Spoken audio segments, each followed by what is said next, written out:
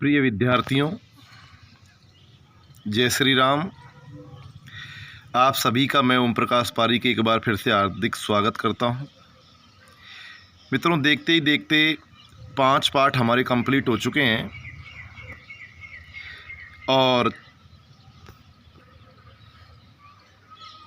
छठा पाठ हम शुरू करने जा रहे हैं। शमशेर बहादुर सिंह, जिन्होंने यहाँ ऊषा कविता को लिखा है।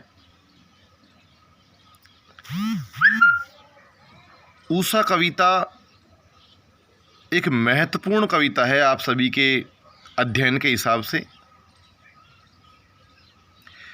अब तक जो पाठ आपने पढ़े हैं वो एक सीधे और सरल लहजे में थे, प्राचीन डर्रे पर आधारित थे। लेकिन ये जो ऊषा कविता है ये एक प्रायोगिक कविता है, आधुनिक कविता है। शमशेर बहादुर सिंह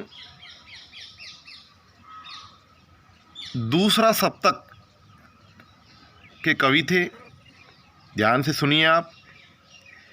तार सप्तक परंपरा को प्रयोगवाद के जनक सच्चिदानंद हीरानंद वात्स्यायन ने प्रारंभ किया था और उसी कड़ी में उन्होंने जब दूसरा सप्तक निकाला 1951 में, तब उसमें शमशेर बहादुर सिंह की कविताओं को महत्वपूर्ण स्थान दिया गया। शमशेर बहादुर सिंह का जन्म, मृत्यु, उनके माता पिता, उनकी शैली, उनकी भाषा, इन सभी का जिक्र मैंने दूसरी पोस्ट में कर दिया है।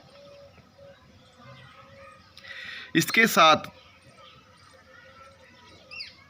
आप लोगों को क्या करना है कि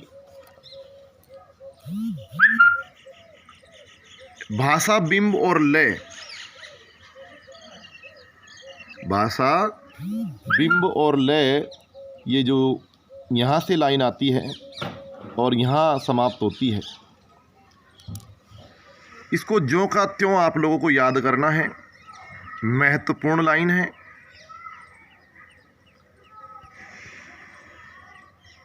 क्योंकि सारी कविता भाषा और बिंब तथा लय पर आधारित है।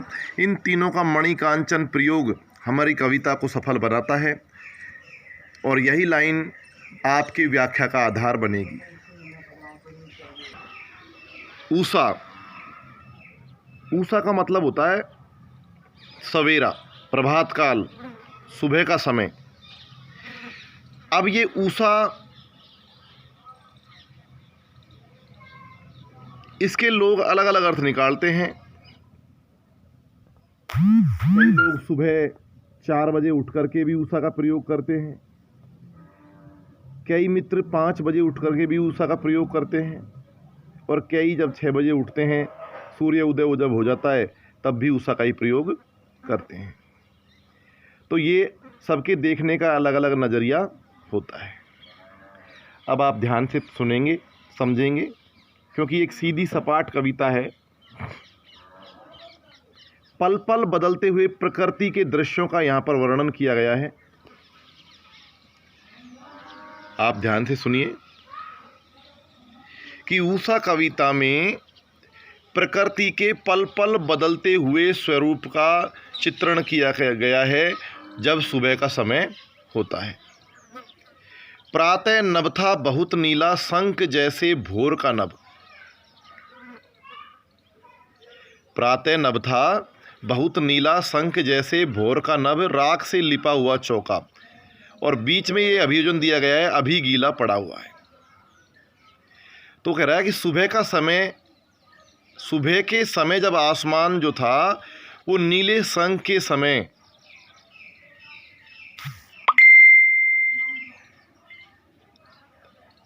दोबारा सुन लीजिए।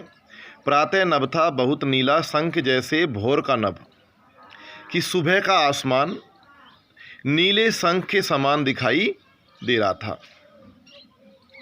प्रातः नभ था, नभ मानी भी आसमान होता है, और भोर मानी सुबह, प्रातः मानी सुबह, नभ मानी आसमान। तो ये केवल एक तुकबंदी है। बहुत नीला शंख जैसे, कि सुबह के समय आसमान नीले शंख के समान दिखाई दे रहा था। इसमें उपमा अलंकार है, कई जगह उत्प्रेक्ष अलंकार दे रखा है, लेकिन हम देखें तो उपमा के चारों अंग इसमें उपस्थित हैं। राख से लिपा हुआ चौका अभी अभी गीला पड़ा है। जिस प्रकार माता और बहनें अपने चूल्हे को चौके से लीप देती है और वो गीला पड़ा रहता है और हल्का हल्का नीला दिखाई देता है, ठीक उसी प्रकार सुबह का आसमान भी नीला नज़र आता है। चौका एक पुरानी परंपरा है जिसमें माता और बहनें अपनी रसोई को सुबह उठते ही झाड़ू निकाल करके लीप देती थी। उसमें राख, नीली राख का मिश्रण होता था चूल्हे के अंदर, तो वो नीला दिखाई देता था जब वो गीला होता है। ठीक उसी प्रकार जब सुबह के समय हल्की हल्की ओस सी गिरती है तो आसमान नीला सा नज़र आता है। इसमें मित्रों शंख जैसा राख से लिपा हुआ चौका, ये सब प्रतिमान है। भाषा सरल है और शैली बिंबात्मक है। बहुत काली सिल जरा से लाल केसर से कि जैसे धुल गई हो। और जैसे जैसे थोड़ा हल्का झुटपुटा प्रारंभ होता है, थोड़ी थोड़ी भोर की किरणें निकलने का मौसम बनता है, तब आसमान हल्की काली सिल के समान नज़र आता है। उस सिल के समान जिस पर यदि कोई लाल केसर पीस करके उस सिल को धो डाले, यानी जब थोड़ी थोड़ी लालिमा फूटती है तो ऐसे लगता है जैसे काली सिल से लाल केसर पीस करके उसे धो दिया गया हो। सलेट पर या लाल खड़िया चाक मल दी हो किसी ने, तो बहुत काली सिल जरा से लाल केसर से कि जैसे धुल गई हो। इसका तात्पर्य यही है मित्रों कि सुबह के समय आसमान काली सिल के समान नज़र आता है और ऐसे लगता है कि जैसे उस पर किसी ने लाल केसर धो करके निकाल दियो। यानी आप लोगों को थोड़ा सा अटपटा लग रहा होगा पाठ। इसका तात्पर्य केवल इतना है कि सुबह जब हल्का हल्का अंधेरा समाप्त होने लगता है, सूर्य की पो फटने लगती है, तो उसमें लालिमा सी छा जाती है और वो लालिमा केसर का कार्य करती है। तो इसलिए उसने कहा है कि काली सिल से मानो किसी ने लाल केसर को धो दिया हो, अर्थात अब हल्की लालिमा फूटने लगी है। और लाल खड़िया चाक काली सलेट पर मल दी हो किसी ने, इसका तात्पर्य ये है एक बच्चों की मानसिकता और मनोविज्ञान से संबंधित है। जैसे बच्चे सलेट पर अक्षर लिख करके मिटा देते हैं, ठीक उसी प्रकार जब सूर्योदय होने लगता है और आड़ी तिरछी सूर्य की किरणें निकलती है तो मानो किसी ने वो लाल खड़िया चाक से 2-4 अक्षर मल दिए हों, लिख दिए हों। अगला है नील जल में या किसी की गोर झिलमिल देह जैसे हिल रही हो। अब जैसे जैसे सूर्य उदय होने लगता है और सूर्य की किरणें बादलों को, पेड़ों के झुरमुटों को चीर करके बाहर निकलती है, उसका जिक्र किया गया है कि नीले जल में जिस प्रकार कोई गौरवर्णा स्त्री हिलती हुई नजर आती है, ठीक उसी प्रकार सूर्य की किरणें जब बाहर निकलती हैं तो वो हिलती हुई नजर आ रही हैं। उन सूर्य की हिलती हुई किरणों का, निकलती हुई किरणों का जिक्र ये किया गया है कि नीले जल में जिस प्रकार किसी गौरवर्णा स्त्री की देह झिलमिलाती हुई, हिलती हुई नजर आती है, ठीक उसी प्रकार किरणें भी निकल रही हैं, सूर्य उदय हो रहा है। अब आपको बिल्कुल समझ में आ जाएगा और जादू टूटता है इस उषा का। क्यों?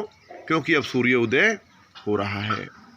जादू टूटना यानी भ्रम की स्थिति जो अब तक बनी हुई थी, आप लोगों को समझ में नहीं आ रहा था,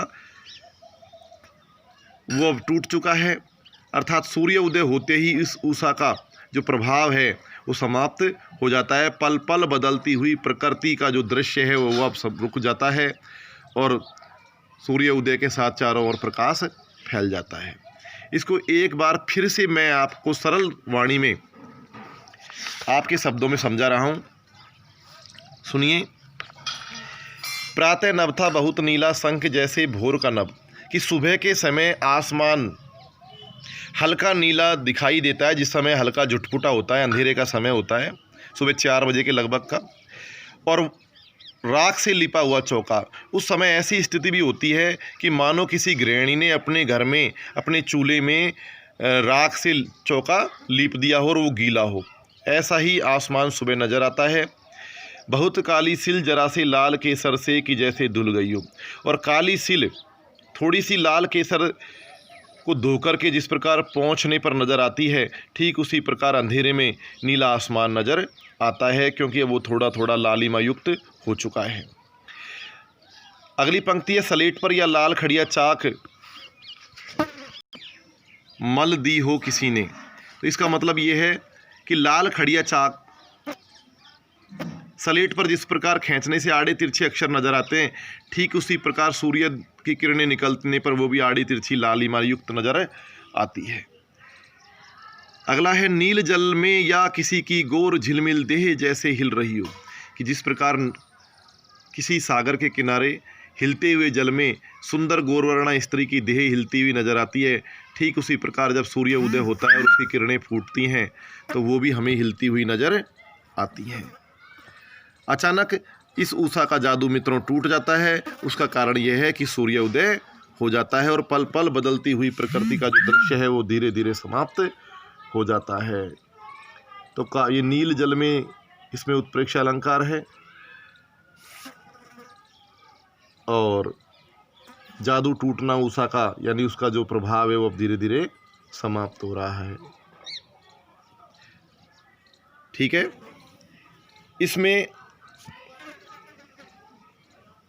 आप सभी मित्रों को जो महत्वपूर्ण प्रश्न है, प्रश्न नंबर 3, उषा कविता की प्रमुख शिल्पगत विशेषताएं क्या हैं, ये तो हल करना ही है। और इसके साथ साथ एक व्याख्या रूप है, नील जल में यह किसी की गोर झिलमिल देह हिल रही हो। इसकी व्याख्या आप लोगों को करनी है। जय श्री राम।